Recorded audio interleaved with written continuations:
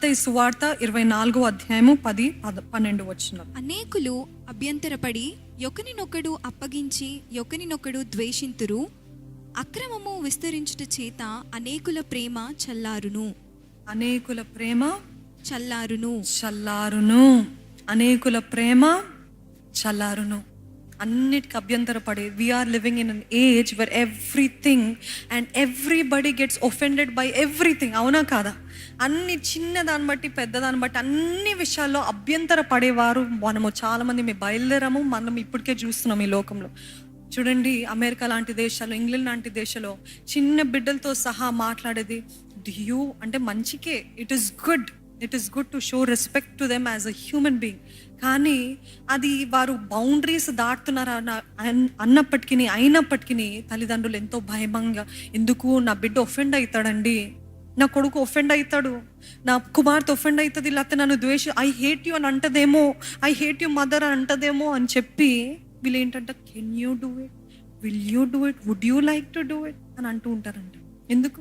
సొంత కుమారుల దగ్గర కూడా అంత జాగ్రత్తగా భయంగా మాట్లాడాలంట. ఎందుకంటే we are living in the age of offence. అన్ని విషయాలు బట్టి ఒఫెండ్. ఏది చేసిన ఒఫెన్స్, ఏది చేయకపోయిన ఒఫెన్స్, మాట్లాడిన ఒఫెన్స్, మాట్లాడకపోయిన ఒఫెన్స్, తగ్గించుకుంటే ఒఫెన్స్, తగ్గించుకోకపోయిన ఒఫెన్స్, అన్నిటికీ ఒఫెన్సే కదా. అన్ని విషయాలు అంటే you have to come to point. ఎట్లాగా అయిపోయిందంటే ఇంకా నిజంగా నాకు ఇవన్నీ అవసరం లేదయ్యా, నేను నీతో సరిగ్గున్నానా, నా తోటి వారితో సరిగ్గున్నానా, నేను చేయాల్సినంత చేస్తాను, వారు ఒఫెండ్ అవుతే అవ్వనండి. ఈరోజు మనకి క్లారిటీ ఉందా? నన్ను నచ్చని వాళ్ళు ఉంటారు, నన్ను మెచ్చుకొని వారు ఉంటారు. నేను కనీసం మీరు ఎంత మంచి చేసినా మిమ్మల్ని ద్వేషించేవారు కనీసం 10% మంది కంపల్సరీ ఉంటారంట. మదర్ తెరిసా లాంటి వారికే ఎనిమీస్ ఉన్నారు.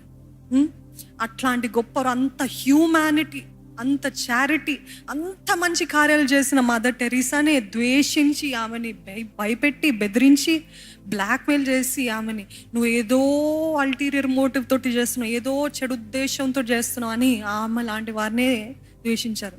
మనం ఎంత? ఈరోజు మనం అంటూ ఉంటాము వీరు నన్ను మెచ్చాలంటే వారి ఇష్టం వచ్చినట్టు మనం మలుచుకుంటున్నాం. దేవుడు ఇష్టం వచ్చినట్టు మలుచుకోవట్లేదండి. వీరికి ఇది ఇష్టమా ఇది చేస్తా, వీరికి ఇది ఇష్టమా అది పోస్ట్ చేస్తా, వారికి అది ఇష్టమా అది. See, we are always trying to fit into people's lives like how they like. ఈరోజు మనకి స్పష్టత, మన జీవితం ముందుకు వెళ్ళాలి అనే ఆ క్లారిటీ ఉన్నట్లయితే ఎవరు ఏమంటున్నారు మనం పట్టించుకోమండి. నిజంగా ఎవరు నన్ను మెచ్చుకుంటున్నారా, ఎవరు నన్ను గుర్తిస్తున్నారా, ఎవరు నేను నచ్చుతానా అని ఈ ఉద్దేశము మనకు ఉండదు. మీకు క్లారిటీ ఉందా? Do you have a vision and a mission? ఒక ధ్యేయము, ఒక గురి, ఒక గమ్యం ఉన్నట్లయితే ఎవరేమంటున్నారో పట్టించుకోం. మీరు మంచి చేసినా చెడు చేసినా అభ్యంతర పడేవారు లేకుండా ఉండరు.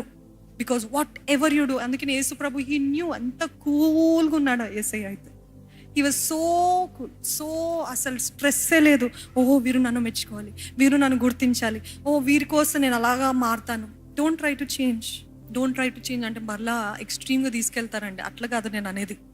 ఎక్స్ట్రీమ్గా తీసుకెళ్ళకండి. డోంట్ ట్రై టు చేంజ్ అంటే మీ ప్రిన్సిపల్స్, దేవుడు మనకిచ్చిన నియమాలు, వాక్యానుసారమైనవి అవన్నీ విరుద్ధంగా చేయకుండానట్లు మీరు సరిగ్గా కాపాడుకుంటూ, మనుషులకి ఇది ఇష్టం కదా, మనుషులకి నేను ఇట్లా మాట్లాడితే ఇష్టం కదా, మనుషులకి నేను ఇట్లా తయారవుతే ఇష్టం కదా, ఇట్లుంటే ఇష్టం కదా అనేసి అంతా కూడా మారడానికి ప్రయత్నించకండి. ఎందుకంటే వారి పర్స్పెక్టివ్, వారి ఒపీనియన్ మారుతూనే ఉంటుంది. మీరు మంచిగా ఉండండి మారుతుంది, మీరు చెడుగా ఉండండి మారుతుండే, అది మారుతూనే ఉంటుంది. Nothing is permanent. Only one person who is permanent and he loves you just as you are. ఎవరు అంటే యేసయ్య మాత్రమే. నమ్మినవారు హల్లెలూయా చెప్తారండి. Don't try to prove to anybody. ఎవరికి కూడా నిరూపించుకోవాలని ప్రయత్నించకండి. Stop trying to prove and stop trying to shift, twist అవ్వటము, ఇవన్నీ మారిపోవడము, ఈ సందులో దూరాలి, అక్కడికి వెళ్ళాలి, వాళ్ళకి నచ్చాలంటే ఇట్లాగా నేను మాట్లాడను. No, enough is enough. దేవుడు నాకు ఉద్దేశించిన కార్యము, గురి, గమ్యం వైపే నేను వెళ్తాను. I really do not care what you talk, what you say, nothing matters. Am I right in God's side? Am I loving to my fellow people? ఇతరులతోటి నేను ప్రేమగా ఉన్నానా, నా మనసాక్షి శుద్ధిగా ఉందా, నేను దేవునితో సరిగ్గా ఉన్నాను, అది ఉన్నట్లయితే నాకు చాలు. That is enough for me. దేవుని చిత్తం చేస్తున్నాను, అది చాలా నడిగేసే. ఈరోజు మీకు దేవుని చిత్తము మీరు తెలిసిన వారైతే ఊరికే ఎవ్వరు మిమ్మల్ని ఆకర్షిస్తే వారి దగ్గరికి వెళ్ళరండి. గురి వైపుకే, గమ్యం వైపే పరిగెత్తుతూ ఉంటారు.